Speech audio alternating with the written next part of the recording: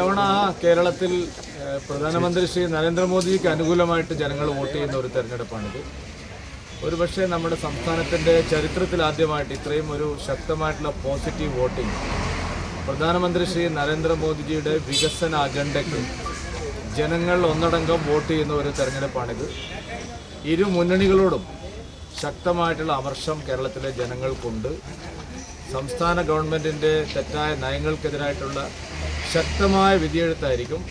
അതേസമയം സർക്കാരിനെതിരായിട്ടുള്ള വികാരം ഒരു തരത്തിലും UDFന് സഹായകരമാവില്ല. കാരണം ഇന്ത്യ മുന്നണിയിലെ രണ്ട് പ്രധാനപ്പെട്ട ഘടകകക്ഷികളെ പോലെയാണ് അവരിവിടെ മത്സരിക്കുന്നത്.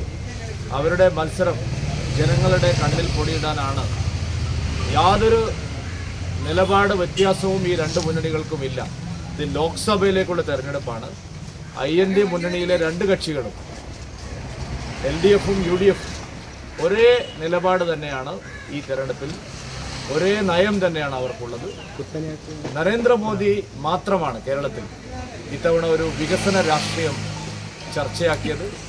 കേരളത്തിൻ്റെ ഇന്നത്തെ ദുരവസ്ഥയ്ക്ക് പരിഹാരം കാണാൻ സാമ്പത്തിക പ്രതിസന്ധി, വിലക്കയറ്റം, വലിയ തോതിൽ ഭീകരമായിട്ടുള്ള അഴിമതി, സഹകരണ കൊള്ള, വർഗീയ രാഷ്ട്രീയം, ഇതിനെല്ലാം എതിരായിട്ട് ജനങ്ങൾ മോദിക്ക് അനുകൂലമായി വോട്ട് ചെയ്യും. ഇത്തവണ പോസിറ്റീവ് വോട്ടിംഗ് ആയിരിക്കും, ഒരു സംശയവുമില്ല. എല്ലാ മണ്ഡലങ്ങളിലും മോദിജിക്ക് അനുകൂലമായിട്ടുള്ള ശക്തമായിട്ടുള്ള ജനവികാരമാണുള്ളത്. അത് തീർച്ചയായിട്ടും ഇത്തവണ തെരഞ്ഞെടുപ്പിൽ വലിയ ചലനങ്ങൾ ഉണ്ടാക്കും. ജൂൺ 4 +2 ഡിഗ്രി കഴിഞ്ഞവർക്ക് വേൾഡ്സ് ഫസ്റ്റ് AR/VR ക്ലാസ് റൂമിലൂടെ സ്മാർട്ട് ഫോൺ എഞ്ചിനീയർ ആവാം. കൂടുതൽ അറിയാൻ വിളിക്കൂ ബ്രിഡ്കോ ആൻഡ് ബ്രിഡ്കോ. കേരളത്തെ സംബന്ധിച്ചിടത്തോളം ഒരു ഗെയിം ചേഞ്ചറായിരിക്കും. കേരള രാഷ്ട്രീയത്തിൻ്റെ കൃത്യമായിട്ടുള്ള ഒരു മാറ്റമായിരിക്കും. വയനാട് രാഹുൽ ഗാന്ധിക്ക് യാത്ര പറയാൻ വിട പറയാൻ ആൾക്കാർ തയ്യാറായിരിക്കുക. അവിടെ എല്ലാവരും പറയുന്നത് bye bye Rahul, welcome Modi എന്ന്. ഈ BJP നേതാവ് പ്രകാശ് ജാവ്ദേക്കറുമായി EP ജയരാജൻ കൂടിക്കാഴ്ച നമ്പൂതിരി പറഞ്ഞു. അത് സ്ഥിരീകരിച്ചിട്ടുണ്ട്, കൂടിക്കാഴ്ച നടത്തിയെന്ന് അദ്ദേഹം തന്നെ. അല്ല, അത് ഇരു മുന്നണികളിലെയും പല പ്രമുഖരും, നിങ്ങളിപ്പോൾ ഒന്നോ രണ്ടോ പേരുകൾ മാത്രമാണ്, നിങ്ങളിപ്പോൾ സുധാകരൻ, EP ജയരാജൻ തുടങ്ങിയ പേരുകൾ മാത്രമാണ് കേൾക്കുന്നത്. ഒരിക്കലും BJPയിൽ ചേരില്ല എന്ന് വിചാരിക്കുന്ന കക്ഷികളുടെ തലവന്മാർ വരെ പലതരത്തിലുള്ള ചർച്ചകൾ നടത്തിയിട്ടുണ്ട്.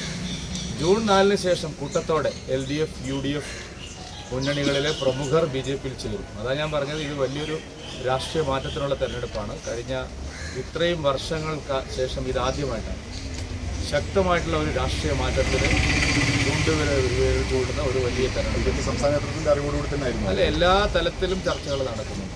LDFിലെയും UDFിലെയും അസംതൃപ്തരായിട്ടുള്ള പല ആളുകളാണ്.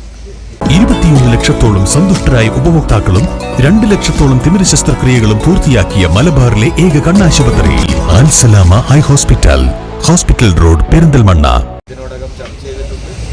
ഇനി ജൂൺ 4 കഴിയുമ്പോൾ നിങ്ങൾ എന്താ പറയുക, ഒരിക്കലും പ്രതീക്ഷിക്കാത്ത പല പേരുകളും BJPയോടൊപ്പം NDയോടൊപ്പം ചേരുന്ന സ്ഥിതി വരും. ഈ നന്ദകുമാർ പറഞ്ഞിരിക്കുന്നത് ലാബിനുൾപ്പെടെ കേസുകളൊക്കെ ഒത്തുതീർപ്പ്. അല്ല, അതൊക്കെ UDF ഇറക്കുന്ന ഓരോ സാധനങ്ങളാണ്. ഞങ്ങളിതൊന്നും ആരുടെയും ചർച്ച നടത്തിയ ആളുകളെ കാര്യങ്ങളൊന്നും ഞങ്ങൾ പറഞ്ഞു. UDF കുറച്ച് ദിവസമായിട്ട് BJPയുടെ വിജയസാധ്യതയുള്ള സ്ഥാനാർത്ഥികൾക്കെതിരായിട്ടുള്ള ഇത്തരം ആളുകളെ ഇറക്കും പ്രചാരണം നടത്താൻ. വിശ്വാസ്യതയുള്ള ആരെങ്കിലും അത് മറുപടി അല്ലല്ല, ഇതൊക്കെ രാഷ്ട്രീയ മാറ്റത്തിന്റെ ഭാഗമായിട്ടുള്ള ചർച്ചകൾ പല ഘട്ടങ്ങളിലായിട്ട് ചർച്ചകൾ.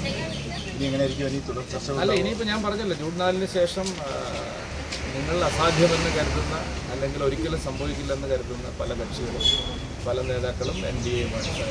വയനാട്ടിലെ ചർച്ചയിൽ ക്വിറ്റ് രാഹുൽ എന്നാണ് വയനാട് പറയുന്നത്. നിങ്ങളപ്പോൾ ക്വിറ്റ് രാഹുൽ, അതാണ് വയനാട്ടിലെ ജനങ്ങൾ പറയുന്നത്. ഇത്തവണ രാഹുൽ ഗാന്ധിക്ക് ബൈ ബൈ. അതുകൊണ്ട് ക്വിറ്റ് രാഹുലാണ്, ബാക്കിയെല്ലാം വെറും കള്ളപ്രചാരണങ്ങൾ മാത്രം. Thank you.